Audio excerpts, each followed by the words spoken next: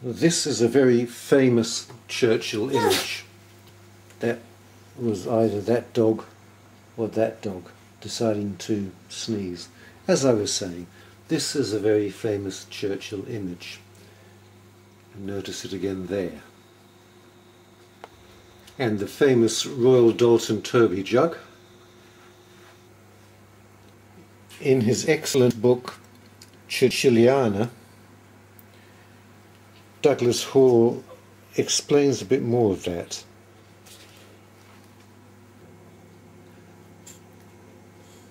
Here's those images again. I'll read it out in case it doesn't show up. During World War II, British potteries were prohibited from manufacturing decorated tableware for the domestic market. Just white and a few pastel shades were allowed as body colours, and one embellishment, a sepia portrait transfer of the Prime Minister. The profile of Churchill in a Homburg hat and smoking a cigar was to be found on every imaginable piece of china produced by virtually every pottery in the land.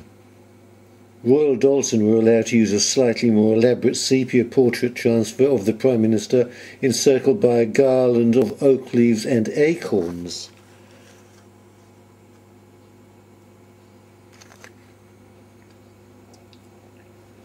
But its potteries at Lambeth and Burslem were partly turned over to producing industrial ceramics, and its engineering workshops were requisitioned, and so it goes on.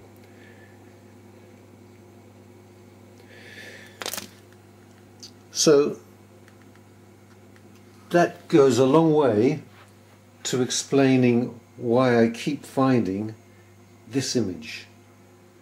It was one of the few permitted images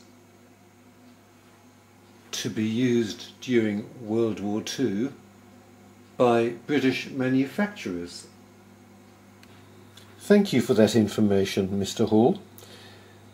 By the way, I'll be using this book, Churchilliana by Douglas Hall, quite a bit on the various movies that I'm going to make of the various items that I've got, because Douglas Hall was perhaps the world's greatest collector of Churchilliana